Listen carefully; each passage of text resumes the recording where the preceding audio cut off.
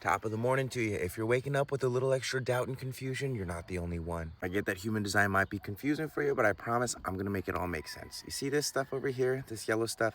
This is called the transit. You can think of this like energetic weather. It's the neutrinos that are being activated by their respective planets and what quality is being activated, what gate is being activated. Two of the most important planetary bodies are, of course, going to be the sun right there in gate 63 and the earth here in gate 64. And if you have neutrino design, you scroll down a little bit, you're going to see right here, it just says it in plain English. Sun is in gate 63, which is doubt, and the earth is in gate 64, which is confusion. Now, this can seem like a lot, but there are some settings down here that you can adjust. I'm going to take away everything except for the sun and the earth. Now, all the green stuff that's left over, this is my body graph. I'm going to take that away too. And here we have something nice, simple, and clean. Every 6 days or so, the sun and the earth are going to move together and they're going to click, cock-a-doodle-doo, click, and it's just going to move on every 6 days or so.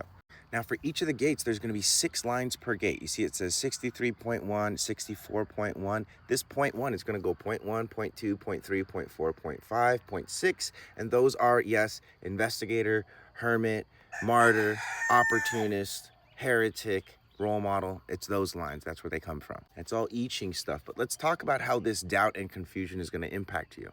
Both of these gates are in the head center, and the head center is the one that handles pressure, particularly the pressure to think, or in other words, inspiration. Now, I know not a lot of people consider confusion and doubt as inspiration, but confusion and doubt are quite literally the pressure that cooks a certain type of awareness.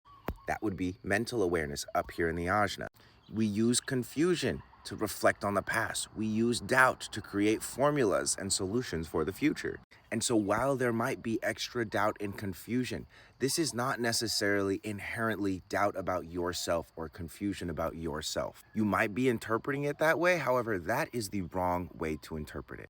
As you can see here in the description, it says you will be more skeptical and question more. The overall mindset will be, is this safe? And the people will generally try and find errors and faults in a process or thing. Is a good time to test the validity of something. And down here in confusion, you will most likely feel the mental pressure to reflect on past issues or events. It's the period where once you go to bed, you relive random past experiences seemingly out of nowhere, trying to make sense out of them. Usually such events might have been awkward or unpleasant ones. These events are where lessons must be learned. Looking forward, having doubt. Looking back, having confusion. Looking forward with doubt, but then actually allowing some kind of answer or some kind of solutions, testing the validity of something. Looking backwards, using confusion as a way of learning lessons. So a simple little exercise, when you find that you're internalizing the doubt and confusion, like you're not using it to learn, like it's just like crushing you, whether it's doubt or confusion, give this exercise a shot. Just take a deep smell, swallow, and then plug your nose and try and breathe out your nose. Take that pressure, drive it downward. What you're wanting to do is get all the pressure and confusion that's up here in this head center. See if you can't drive it downwards into the body. Now, if you do this exercise regularly, what it's going to help you do is to build sort of an internal sense of pressure. Most people only feel pressure when they're being crushed or when there's not enough air for them to breathe, like they're in high elevation. But if you make this a part of your practice, what you're going to do is cultivate an internal authority or an internal pressure so that when the transits are extra heavy with this mental pressure and inspiration, you're going to have something that can resist it and you won't just be crushed by it. This, after all, plugging the nose and pushing, that's positive pressure. That's like containing an explosion. And while talking about the human design transits, it's nice. What's even nicer is figuring out how this 2-dimensional body graph actually translates to a 3-dimensional, 9-centered human being. Another thing you might want to consider is, how do these transits hook me up? I, for instance, have the 47. So my confusion about the past, my 64, that Earth transit right over there, wow, is not only creating a channel up here, but due to one of the other transits, I also have the channel about details and the anxiety to look for new details and the voice of expressing them. Might be why this video is so good. Oh. Now, something to note about these Sun and Earth transits is, like I said in the beginning, they only last about like 6 days. That's these ones right here. So I'm not getting too attached to this. But for certain other transits, like these ones that are going to last months, there's a different approach to them. And these transit influences based off the planetary bodies, these are literally the things that will define your design and personality at the time of your birth. But being an adult or just having this already defined, these transits are more like weather. They're going to affect everybody.